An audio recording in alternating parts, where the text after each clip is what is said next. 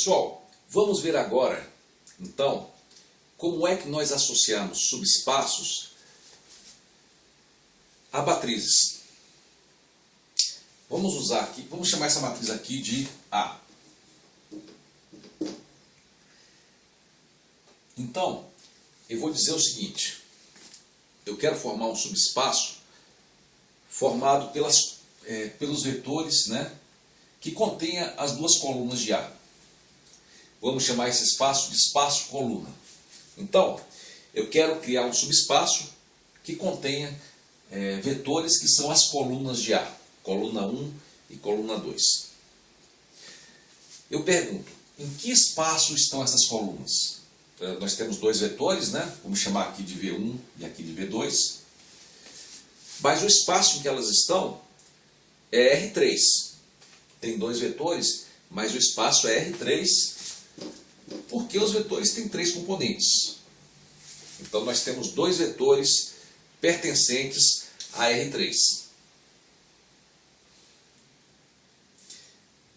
E agora, nós queremos formar um subespaço com base nos vetores coluna dessa matriz A. Só esses dois vetores não formam um subespaço. Só ele, eu preciso de mais coisas, né? Vamos ver então o que está contido no subespaço. Bom, eu já sei que eu tenho que ser capaz de multiplicar esse vetor por qualquer número. 1, 2, meio, menos 1, 0, né? Eu tenho que ser capaz de multiplicar esse vetor por qualquer número e a solução tem que estar, a resposta da multiplicação tem que estar nesse subespaço. Então, qualquer número, vou chamar K1, vezes esse vetor que eu vou chamar de coluna 1, vetor coluna 1, tem que estar no subespaço. A mesma coisa para esse aqui. Se eu multiplicar esse vetor aqui, que eu vou chamar de C2, por qualquer número C2, ou K2, esse resultado tem que estar no subespaço. E se eu somar esses vetores aqui, ou somar qualquer um desse e desses aqui, né, que também são o produto, né, por uma constante, se eu somar, o resultado, que eu vou chamar de C3, tem que estar no subespaço também. Então, resumindo, qualquer combinação linear desses dois vetores tem que estar no subespaço. Então, em resumo, as colunas de R3 mais todas as combinações lineares,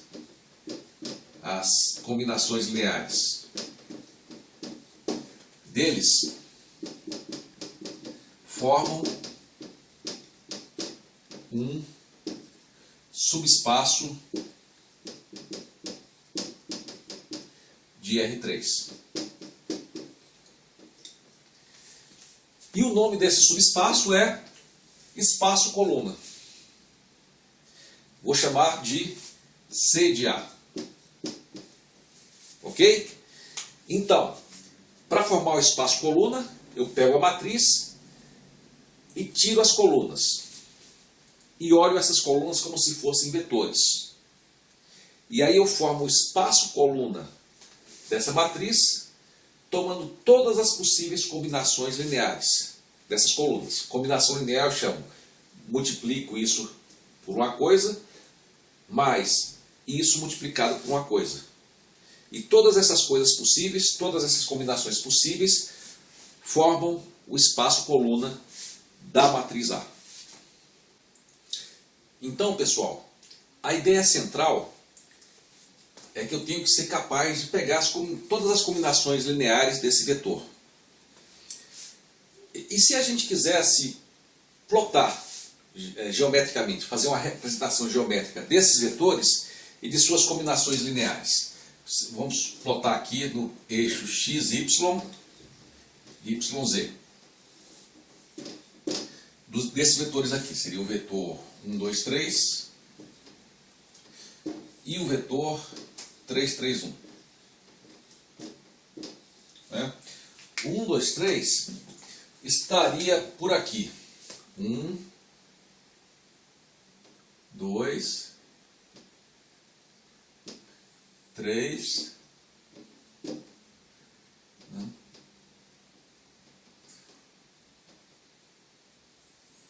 Seria algo aqui, né? E o 332, 331 seria 3, 3, 1. Seria algo, um seria algo aqui, outro seria algo aqui. Mais ou menos. Mais ou menos, né? Não está totalmente preciso. Mas, como é que seria? Então, geometricamente, nós temos esses três vetores aqui no espaço. Se eu multiplicar esse com um número, ia ser maior para cá, menor, né? Ou ia para o outro lado negativo. Se eu multiplicasse esse por um número, ia ser maior para cá, ou menor, ou negativo. E se eu somasse esses vetores e somasse também as multiplicações deles, o que será que eu teria? Uma linha, um plano, todo R3? Bom, todo R3 com certeza não, né? Você não conseguiria fazer vetores, né, para lá, né? Com certeza é maior do que o zero. Não pode ser uma linha também, porque os dois estão... Bom, se vocês assistiram os vídeos iniciais, e se não assistiram, eu peço que vocês assistam, você deve ter visto que isso aqui é um plano, né? Um plano infinito, pelo qual esses dois vetores passam. E esse plano, assim como os vetores, tem que passar na origem. Então a representação geométrica desse espaço aqui, de dois vetores com três componentes, é um plano. Ok? Pense bastante nisso até que você se convença de que isso aqui de fato é um plano.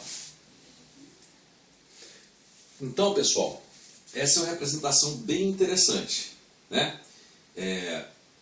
Na representação geométrica, todas as combinações desses dois vetores que formam as colunas formam um subespaço, né? Que seria todos os vetores que estão com coordenadas nesse plano aí. Se você tivesse, por exemplo, R10, né? R10, e você tivesse 5 vetores nesse R10 e eles não tivessem, vamos chamar de alinhados, né? Apesar de que R5, vamos supor que ele tenha 5 vetores desse R10 que não estejam alinhados, né? Que figura geométrica isso aí formaria? Bom, a gente sabe que acima de R3 não dá para ver a geometria, né? Mas seria uma espécie, como é que seria? Seria uma coisa plana, hiperdimensional, de 5 dimensões. Nem imagino como isso seria, né? Mas seria uma espécie de plano de 5 dimensões passando pela origem, né? Isso aí seria o espaço, né? A não ser que esses 5 vetores estivessem alinhados, né? Aí isso seria uma reta hiperdimensional, tá? Essa reta não é R1 e o hiperplano de 5 vetores não é R5, é R10, é um subespaço de 5 vetores do R10, tá? Bom, pessoal, e se essa matriz fosse um pouco diferente? Se ela tivesse 2 vetores, mas esses vetores aqui, ó, fosse 1, 2, 3, 2, 4, 6, né? Qual seria a representação geométrica do subespaço formado pelas colunas? O que vocês acham? Bom, nesse caso as matrizes estão alinhadas. E aí você teria um vetor, sei lá, para cá, né? O outro para cá. E todas as combinações estariam não no plano, mas sobre essa linha, né? Indo para infinito e para menos infinito, se estendendo na direção desses vetores. Ok? Então, pessoal, vimos nessa última discussão como formar espaços vetoriais a partir das colunas de uma matriz. Agora, nos próximos nas próximas discussões, vamos ver como é que a gente usa esse conceito de subespaços formados por colunas de matrizes na resolução de sistemas lineares como esse aqui, AX igual a B. Ok? Ok, pessoal. Agora, vamos continuar discutindo o que nós vimos fazendo até agora, né? Os espaços e subespaços vetoriais. E vamos estudar dois espaços importantes. Um é o espaço coluna, que nós já começamos a discutir, e vamos ver como esse espaço se relaciona com a solução de um sistema linear AX igual a B. E vamos ver mais um novo espaço, o espaço nulo. Vamos então revisar quais são os requisitos para um espaço vetorial. O espaço vetorial é um conjunto de vetores, né? um grupo de vetores, em que, se você pegar quaisquer dois vetores desse grupo e você somar, o resultado fica dentro do espaço, fica dentro do conjunto. Além disso, se você multiplicar qualquer vetor desse grupo, desse espaço, por qualquer constante, positivo, negativo ou zero, o resultado fica dentro do espaço. Ou dizendo de forma diferente, todas as combinações de dois vetores nesse espaço ficam nesse espaço. Além disso, tem aquelas 8 regras, né? Tem que satisfazer as 8 regras para espaços vetoriais. E geralmente, no caso do RN, elas são satisfeitas. Tá? Então, isso aqui resume o que nós precisamos saber sobre espaços. Pessoal, antes de continuar a discussão, eu só queria adiantar um pouquinho por que é que nós estamos dando tanta ênfase na questão do espaço coluna. Nós vamos ver em breve que isso aqui tem grande repercussão na resolução de sistemas lineares do tipo AX igual a B. Nós vamos resolver um sistema do tipo x1, x2, x3 igual a um certo B. Tá?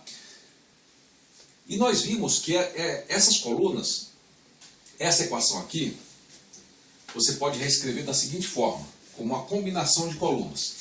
x1 vezes 1, 2, 3, mais x2 vezes 3, 3, 1, mais x3 vezes 4, 5, 4. Tá? Isso aqui é igual a um certo vetor B. Tá? B. Tá? Com 3 componentes. E nós vimos já em algumas discussões anteriores que muitas vezes esses 3 vetores aqui, e muitas vezes esses 3 vetores, as combinações deles podem gerar qualquer vetor B. Tá? Mas em alguns casos, mesmo tendo 3 vetores, eles não conseguem gerar todo o espaço R3.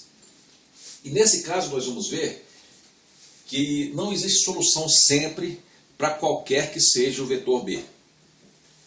Então, pessoal, o espaço coluna, o tamanho do espaço coluna vai ser muito importante para a gente. Vamos então aprofundar isso no próximo vídeo. Não existe solução sempre para qualquer que seja o vetor B. Então, pessoal, o espaço coluna, o tamanho do espaço coluna vai ser muito importante para a gente. Pessoal, desculpem insistir de novo nessa tecla, mas antes de continuar, eu queria só relembrar de novo quais são os requisitos para você ter subespaços. Então, os subespaços é um subconjunto de um espaço que tem um grupo de vetores e esse grupo tem que satisfazer as seguintes condições. Tem a operação de multiplicação por constante e se você multiplicar qualquer vetor desse subespaço, né, do grupo que forma esse subespaço, tem que dar um outro vetor e esse resultado tem que pertencer ao subespaço. Além disso, A outra condição é, quaisquer dois vetores do subespaço tem que poder ter definido uma operação de soma, e o resultado dessa soma tem que ser um vetor que também está dentro do subespaço. Temos também como sintetizar essas duas condições numa só, que é qualquer combinação linear de dois vetores, V1 e V2, para quaisquer dois vetores, né, V1 e V2, resulta num vetor, e esse vetor resultante tem que estar também no subespaço. E agora vamos à discussão mais importante do capítulo, o espaço coluna de A. Vamos começar então com essa matriz A. É uma matriz 4×3, né? 4×3. E cada coluna dessas é um vetor. E esses vetores formam o espaço coluna.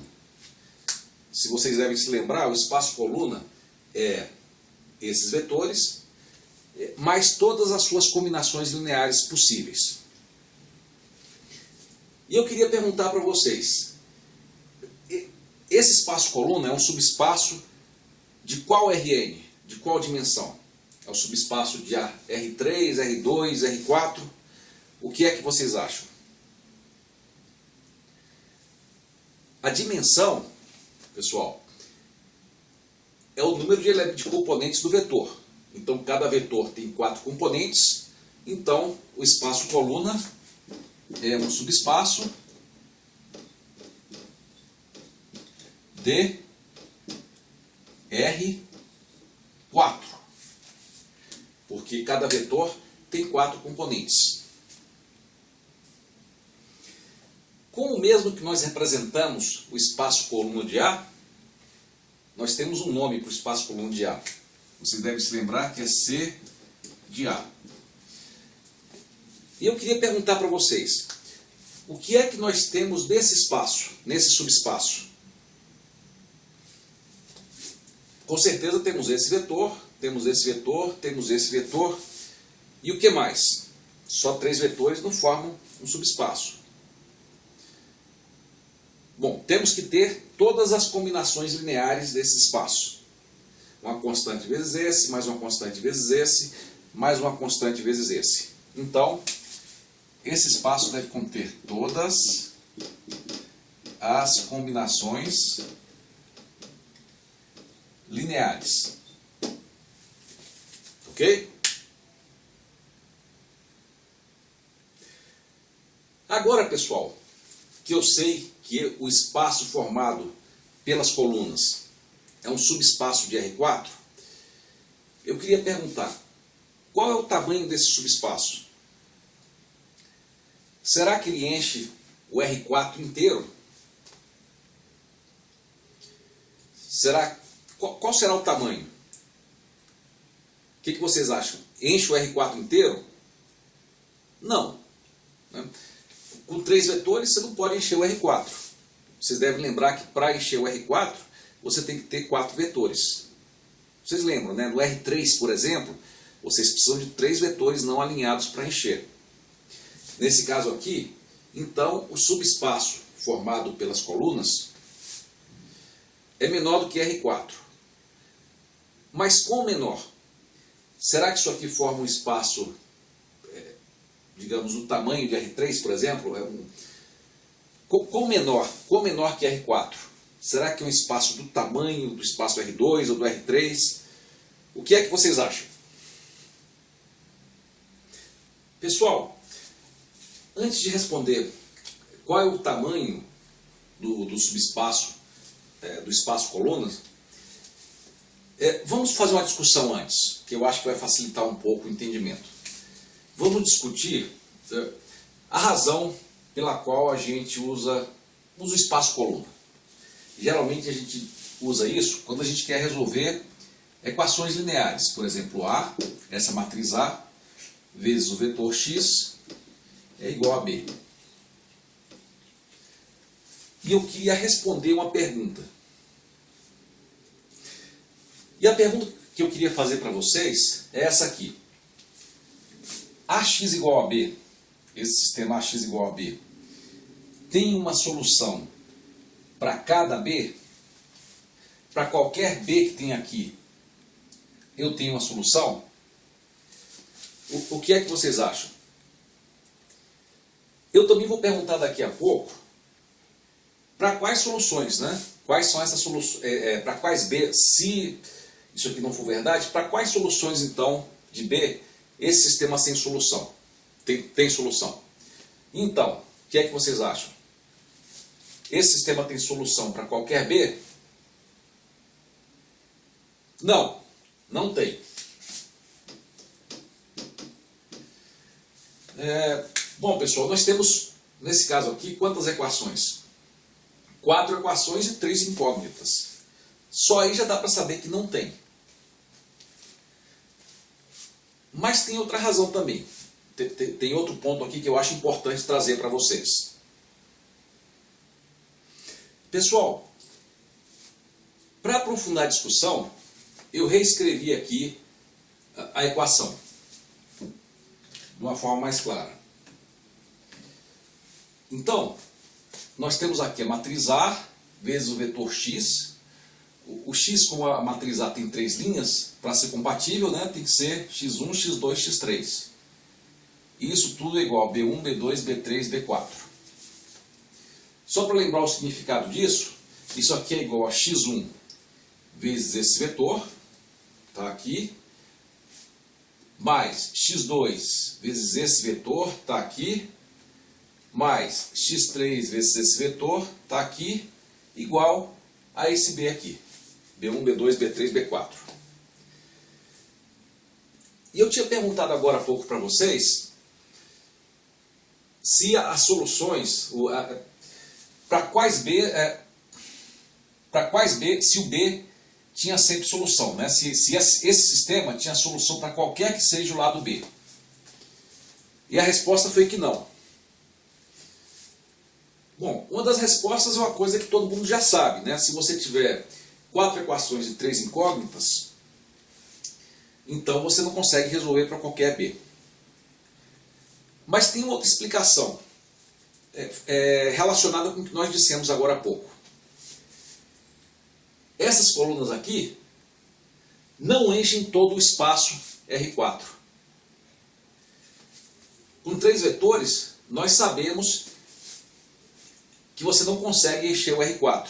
Então, se você pegar todas as combinações lineares desses 3 vetores, com certeza você não vai obter essa soma aqui de todo o R4. E essa é uma razão muito forte. Pessoal, então nós vimos que nem sempre, dependendo do B, nem todo B aqui permite que essa solução exista. Mas o que eu queria afirmar para vocês é que em alguns casos ela existe. E o que eu queria perguntar é quais são esses casos. O que vocês acham? Vocês podem me dizer um exemplo em que existe solução aqui? Eu posso dizer já de cara. 0, 0, 0, 0. Quando o B é o vetor nulo do R4. E nesse caso, qual seria uma solução? Vocês podem me dizer? Uma que dá para ver de cara é 0, 0, 0. x1 igual a 0, x2 igual a 0, x3 igual a 0. Né? Porque você tem 0 vezes essa, mais 0 vezes essa, mais 0 vezes essa. Né? 0 vezes essa, mais 0 vezes essa, mais 0, 0. Eu teria a solução tranquilo. Vocês podem me dizer outra?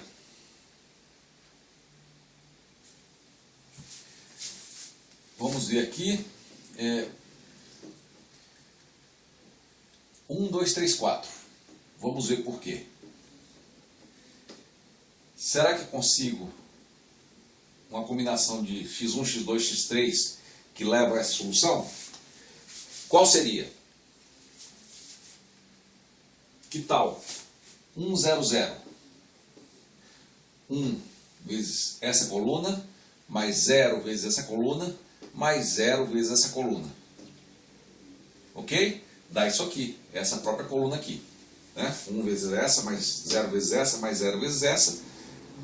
Né? Dá 1, 2, 3, 4. Me digam outra. Que tal essa aqui? 1, 1, 1, 1. 1, 1, 1, 1. Não, desculpa. Não é aqui, é aqui. 1, 1, 1, 1. Qual seria a solução x aqui? Vocês podem me dizer? Então, pessoal. Bom, 0, 1, 0, né? 0, 1, 0. Né? Porque 0 vezes essa, mais 1 vezes essa, mais 0 vezes essa. Ok? Mais outra. 2, 3, 4, 5. 2, 3, 4, 5. Bom, aí seria o quê? 0, 0, 1. Né? Bom, talvez até a gente podia fazer o seguinte. Ao invés de botar aqui o B e ver o que dá, vamos botar aqui e ver o que dá. Por exemplo, 1, 1, 1. Aí daria o quê? Essa mais essa mais essa. Daria o quê aqui? 4. Aqui 2 mais 1 mais 3. 6. 8. 10. Ok? Outra. 1, 2. 1, 2, 1. Né? Aí vai dar 1 vezes essa, mais 2 vezes essa, mais... Ou até em geral. Né? Vamos botar o número geral aqui. Que tal a gente barbarizar e fazer... Vamos fazer x1, x2, x3. Aí vai dar o quê? x1 vezes esse, mais x2 vezes esse, mais x3 vezes esse. Vai dar esse b aqui. Para qualquer x1, x2, x3. Né? Então, pessoal, eu acho que ficou claro, né? O que vai ser o b? Para que o b permita uma solução, o que tem que acontecer com ele? Ele deve pertencer ao espaço coluna, dessa matriz. O B deve ser uma combinação linear das colunas. E a combinação linear das colunas é o espaço coluna. Ok, pessoal? Por isso o espaço coluna da matriz é tão importante. A gente tem que conhecer bem o espaço coluna. Aliás, vamos aproveitar e aprofundar um pouquinho mais na discussão desse espaço coluna. Tem um aspecto aqui nele que eu queria discutir com vocês. Pessoal, então nós vimos que para alguns Bs esse sistema tem solução. Agora se lembrem, né? Lembrem-se, nós tínhamos perguntado qual era o tamanho do espaço coluna. O espaço coluna é um subespaço de R4, né? É um subespaço de R4. Mas o quanto de R4 ele cobre? Ele cobre 2 dimensões de R4, 3 dimensões, 1, 4. 4 dimensões ele não pode cobrir, né? Porque só tem 3 vetores e para cobrir o R4, ele tem que... Para cobrir o R4, ele tinha que ter 4 vetores. Então, no máximo 3. Mas será que ele cobre 3? O que é que vocês acham? E agora vamos falar sobre um conceito. Mas antes eu queria fazer uma pergunta para vocês. Imagine um filme americano, em inglês, e nesse filme tem um prédio em forma de caneta, né? Em forma de caneta, né? Um prédio gigante, e todo ano, num dia do ano, tem um dia de dança lá no último andar do prédio em forma de caneta. E o filme é sobre esse dia em que ocorre a dança no prédio em forma de caneta. Qual seria o nome desse filme em inglês?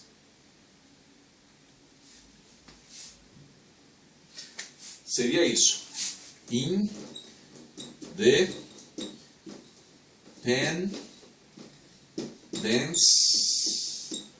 Day. Independence Day. Desculpe aí, pessoal. Desculpe a piadinha infame, né? Que eu queria falar sobre independência, tá? Eu aproveitei para fazer a piadinha, mas vamos lá.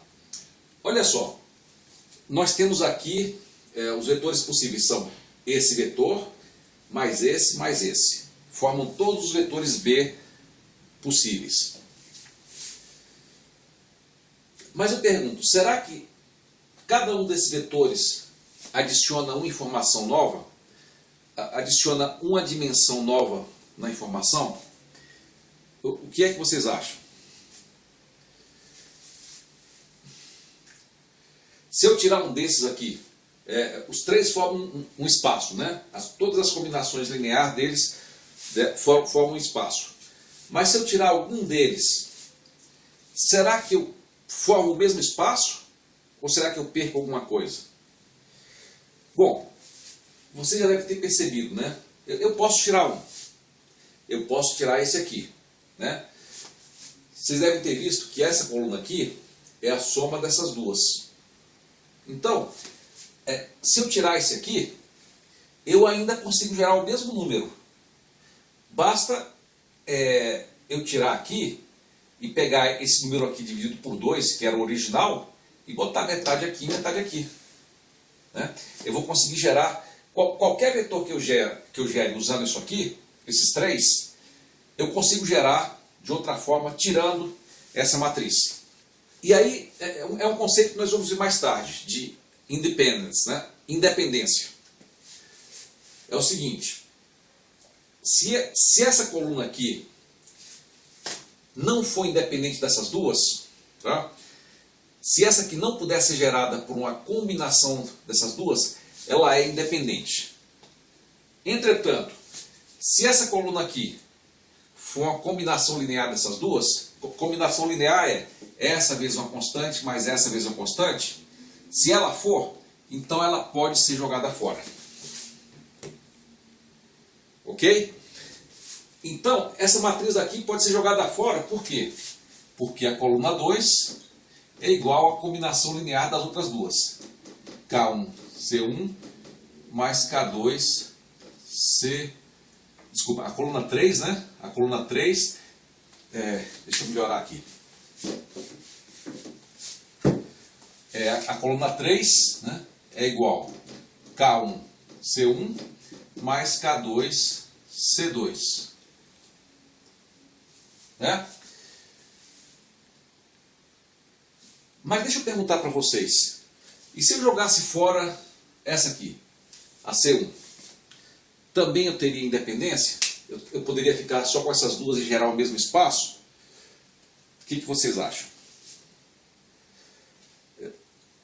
Nesse caso sim, né, pessoal? Se eu jogasse fora a C1, eu poderia jogar porque eu posso passar, por exemplo, o K2 para o outro lado, né? Então ficaria C3, né?